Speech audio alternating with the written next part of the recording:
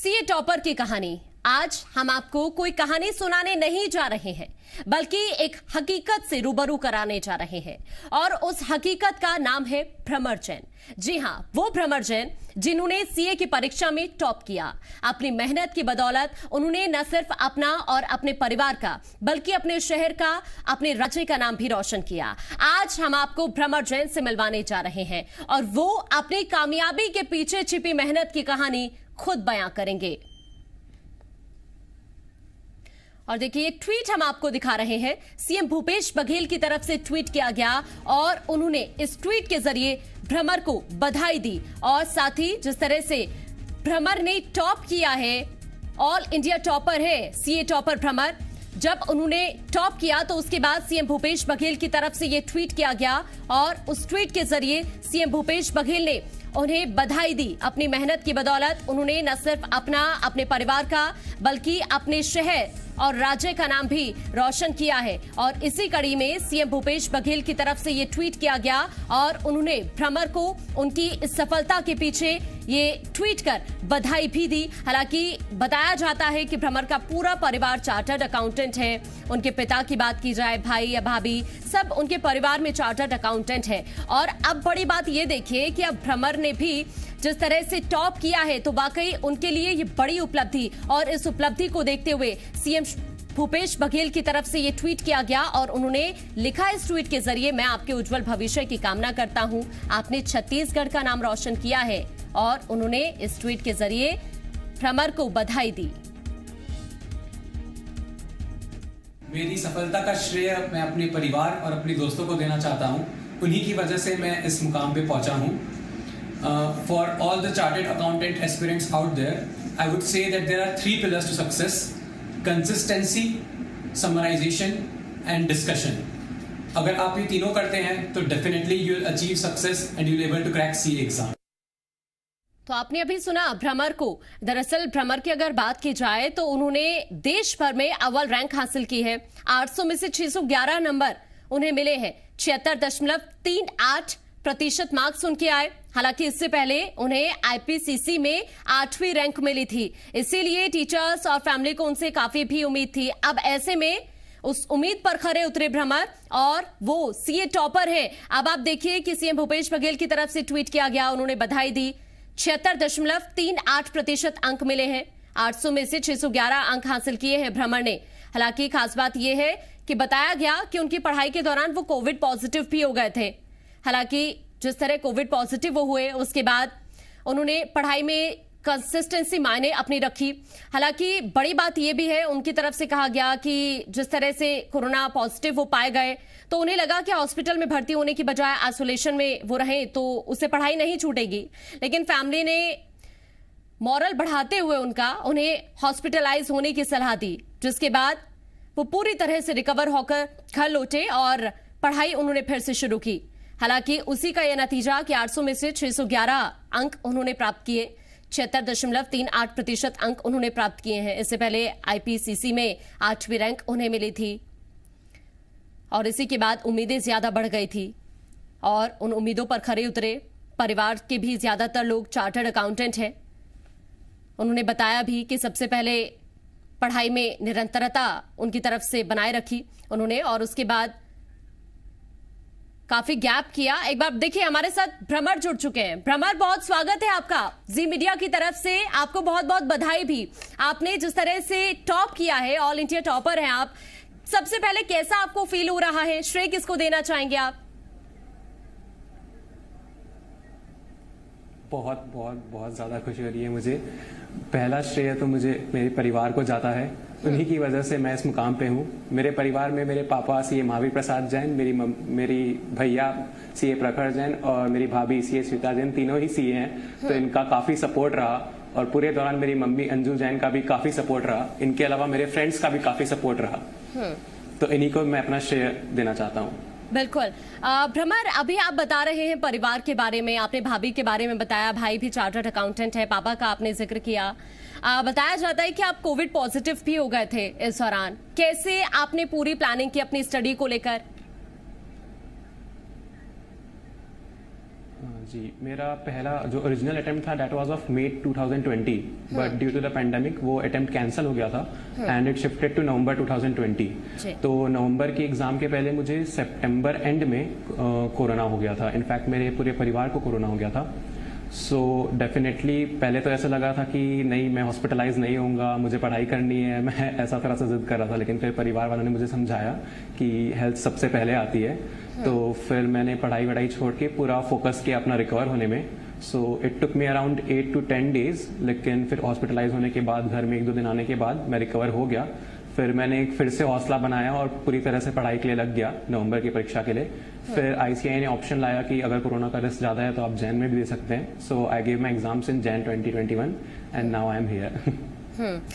भ्रमर, आपकी फैमिली में भी ज्यादातर लोग चार्टर्ड अकाउंटेंट है। पापा का आप अभी जिक्र कर रहे थे, भैया भाभी का आप जिक्र कर रहे थे, तो काफी हेल्प आपको मिली होगी। बिल्कुल बिल्कुल, इनका गाइडेंस शुरुआत से था, तो कभी भी मुझे ऐसा नहीं लगा कि मुझे क्या करना है, कब क्या करना है। कांस्टेंट गाइडेंस इनकी मिलती रही मुझे, और मेरे परिवार को मुझ पर पूरा भरोसा था। तो कभी भी किसी प्रकार का प्रेशर नहीं था कि आपको पढ़ना है, इतने घंटे पढ़ना है। मैं कभी थोड़ा सा ब्रेक भी लेता था तो मुझे कोई प्रेशर नहीं रहता था। अपने हिसाब से खाना, मम्मी बार बार खाना खाने के लिए बोलते रहती थी, फिर खाते थे, कभी भी गुस्सा नहीं करते थे। तो परिवार की बहुत ज्यादा हेल्प मिली मुझे इस मुकाम में पहुंचने के लिए। भ्रमर, अगर बात की जाए, कहा जाता है कि 12 से 14 घंटे के लिए स्टडी मैंडेटरी होती है।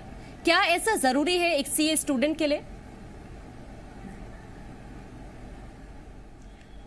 जी, मेरे हिसाब से अगर आपको CA पास करना है तो you need to give a minimum of 12 hours a day sitting देनी चाहिए फॉर 4 to 6 months एग्जाम के पहले। मेरी ओरिजिनल अटेम्प्ट May 2020 थी, तो I started studying wholeheartedly from November 2019। तो तब से मैं कॉन्स्टेंटली ट्राई करता था कि 12 प्रोडक्टिव आवर्स तो मैं दूं ही। लेकिन ये जरूरी नहीं है कि आप, मैंने जैसे 12 बोल दिया तो आप 12 ही दें। The quality of hours you put in is more important than the quantity of hours you put in. तो we have to make sure कि आप जो घंटे बैठ रहे हैं पढ़ाई के लिए, दैट आर प्रोडक्टिव। ऐसा ना हो कि आप बस बुक पलटाए जा रहे हैं और आपके दिमाग में घुस नहीं रहा है। So even people can manage with 10 hours a day, but that 10 hours should be productive. भ्रमर, अभी आप जिक्र कर रहे थे कोरोना पॉजिटिव जब आप पाए गए, तो क्या आपको काफी चैलेंजिंग वो चीज नहीं लगी उस वक्त?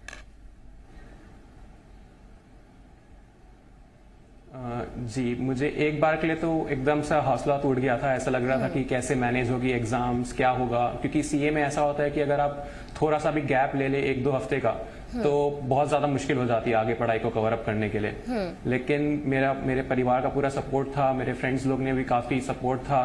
तो मैंने तय किया कि अगर मैं कंटिन्यू करूंगा पढ़ना और साथ में कोरोना से लड़ना, तो वो पॉसिबल नहीं हो पाएगा। तो ऐसी कुछ परिस्थिति आती है तो डेफिनेटली आपको अपने हेल्थ की ओर सबसे पहले बड़ा ध्यान देना चाहिए। उसके बाद कवर अप कर ही लेंगे आप। You have to be confident enough. हाँ, लेकिन भ्रमर, अगर हम दूसरे स्टूडेंट्स की बात करें, कई बार होता है कि एग्जाम क्लियर नहीं हो पाता है। एक बार होता है, कई अटेम्प्ट्स हो जाते हैं, उस वक्त भी एग्जाम क्लियर नहीं हो पाता है। तो आप उन स्टूडेंट्स को लेकर क्या कुछ कहना चाहेंगे? मैं ये कहना चाहूँगा, जैसे मेरा भी जो एक्सपीरियंस रहा है, पहले ऐसा हुआ था कि May 20 में एग्जाम्स थी, फिर पोस्टपोन हुई, फिर नवंबर 20 में एग्जाम्स थी, फिर पोस्टपोन होकर जनवरी 21 में एग्जाम्स हुई। तो कहीं ना कहीं जब इतना लंबे समय से आप पढ़ाई करते हैं तो कहीं ना कहीं एक दिमाग दूसरी ओर भटकने लगता है। तो उस टाइम सबसे ज्यादा जरूरी है कि अपने मनोबल को बढ़ाए रखना और पढ़ाई में फोकस बढ़ाए रखना। तो इसके लिए मैं सजेस्ट करूंगा कि कुछ ना कुछ आप एक अलग से ऑफ एक्टिविटी उठाएं, जैसे कि रोज व्यायाम करें, एक्सरसाइज करें, या आपको कोई शौक है तो उसको कुछ ना कुछ 1-2 घंटा देते रहें। तो इससे पढ़ाई में भी मन लगा रहता है और आप ऐसा भी नहीं लगता कि आप बहुत ज्यादा की पढ़ाई करे जा रहे हैं। तो इससे आपकी कंसिस्टेंसी बनी रहती है। तो अगर आप ऐसे कंसिस्टेंट रहेंगे तो surely you will be able to crack in next attempt.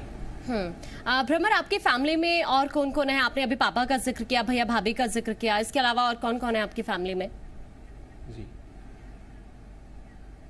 इसके अलावा में मेरी मम्मी है अंजू जैन, हमारी न्यूक्लियर फैमिली है। आपकी मदर है, वो क्या करती हैं?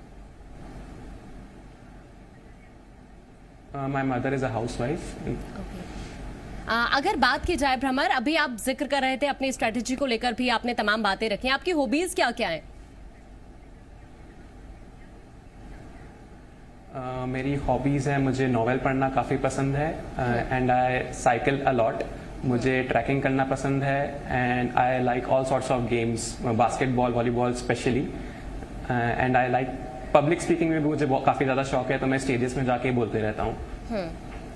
भ्रमर, आईपीएल का दौर था, तब आप अपनी पढ़ाई कर रहे होंगे, क्या उस वक्त आपका ध्यान भटका आपकी पढ़ाई से?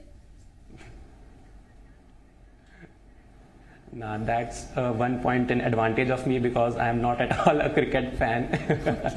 So मुझे ज़्यादा distraction नहीं हुआ। हाँ, लेकिन वाकई कई बड़ी बातें भी आपने कही, कुछ स्टूडेंट्स को लेकर भी आपने तमाम बातें कही। इससे पहले अगर मैं बात करूं, आईपीपीसीसी की परीक्षा में भी आपने देश में 8वां स्थान हासिल किया था, तो उस वक्त क्या आपको नहीं लगा कि उम्मीदें और ज्यादा बढ़ गई होंगी परिवार की आपसे? बिल्कुल, प्रेशर तो मुझ पे किसी भी प्रकार का नहीं रहा, लेकिन कहीं ना कहीं आपका आईपीसीसी में अगर ऑल इंडिया रैंक आता है तो परिवार का, दोस्तों का, समाज की कहीं ना कहीं आपसे एक्सपेक्टेशंस होती है कि आपका ऑल इंडिया रैंक आएगा। लेकिन सीए एक ऐसी परीक्षा है कि एग्जाम दे के आने के बाद भी ऐसे फिक्स नहीं रहता कि पास होंगे कि फिर रैंक आएगा कि नहीं आएगा। तो एक्सपेक्टेशंस तो थी और उस पर खरा उतरा, तो इस पर बहुत ही ज्यादा प्रसन्नता हुई। तो क्या आपने अपने फ्रेंड्स के साथ भी स्टडी की? क्या आपको लगा कि उसका भी आपको काफी फायदा हुआ है? बिल्कुल बिल्कुल, मैं तो कहूंगा कि discussion is one of the most important part of any study. मेरा कॉन्स्टेंटली थ्रू आउट हमारी जो प्रिपरेशन लीव होती है, हमारे फ्रेंड्स का ग्रुप था, तो हमारा कॉन्स्टेंटली फोन पे टच रहता ही था। हम एक दूसरे से डाउट्स डिस्कस करते रहते थे, कॉन्सेप्ट डिस्कस करते रहते थे। Even we use to make memory techniques of some sort of things, so we should share with all our friends. तो उससे बहुत ज्यादा सपोर्ट मिलता है, उससे लगता है कि आप अकेले नहीं हैं, आपके साथ दोस्त हैं, सब पढ़ाई कर रहे हैं, तो उससे एक पढ़ने का जो माहौल बनता है उससे बहुत ज्यादा फायदा होता है। तो group discussion, we should definitely do group discussions for studies. अगर वीकेस्ट पॉइंट की बात की जाए तो इस दौरान क्या कुछ आपके वीकेस्ट पॉइंट रहे? Biggest point? No, sorry, weakest point I'm asking to you. Weakest point?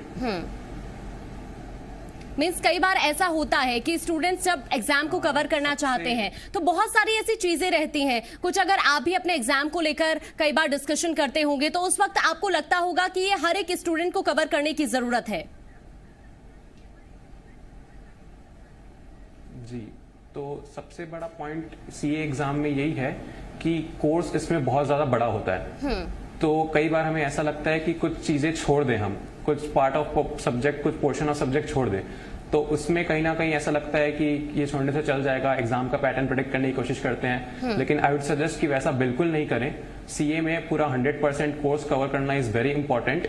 So what I used to do was make summaries, so उससे बहुत ज्यादा हेल्प मिलती है। सो आई वुड सजेस्ट कि वो जो अपना वीक पॉइंट मेन यही रहता है कि अपन पूरा कोर्स कवर नहीं कर पाते, तो उसको टैकल करने के लिए मैंने ये किया कि उसकी समरीज बनाना चालू की, जिससे मुझे काफी हेल्प मिली। आपको काफी हेल्प मिली इस दौरान। लेकिन अगर मैं कोरोना काल का ही जिक्र करूं तो उस वक्त बहुत सारी चुनौतियां आपके सामने आई होंगी, क्योंकि हमने भी देखा कि लॉकडाउन की स्थिति और उसके बाद हम बहुत दिनों तक घरों में लॉक जब रहे, तो उस वक्त क्या सिचुएशन आपने देखी और उस वक्त क्या आपकी पढ़ाई पर आपको लगा कि इसका इफेक्ट पड़ा है? पहले तो जब कोरोना आया और ऐसे लग रहा था कि 15-20 दिन का लॉकडाउन होगा, 1 महीने का ही लॉकडाउन होगा, तो हम सब तो ये डिस्कस करते थे कि हमें तो फर्क ही नहीं पड़ रहा है। हम 5 महीने पहले से भी रूम के अंदर थे और कोरोना आने के बाद भी रूम के अंदर है। तो शुरुआत में तो इसका कोई इफेक्ट नहीं हुआ हमारी पढ़ाई में, लेकिन जैसे जैसे एग्जाम पोस्टपोन हुई और फिर कोरोना बढ़ते गया, तो घर वालों का भी टेंशन और ये भी टेंशन कि एग्जाम होगी नहीं होगी, कब होगी। तो ये सब दौरान में सबसे बड़ा चैलेंज था, पढ़ाई से ज्यादा बड़ा चैलेंज था कि अपने दिमाग का संतुलन बनाए रखना। अपना it was more of a mental game, तो अपने दिमाग को पढ़ाई में बनाए रखना। बिल्कुल, और ये सभी चुनौतियां वाकई, और देखिए जिस तरह से आपने अब टॉप किया है, ये खुद में एक बहुत बड़ा मैसेज आता है। भ्रमर, शुक्रिया आपका हमारे साथ जुड़ने के लिए, इस चर्चा में हमारे साथ शामिल होने के लिए।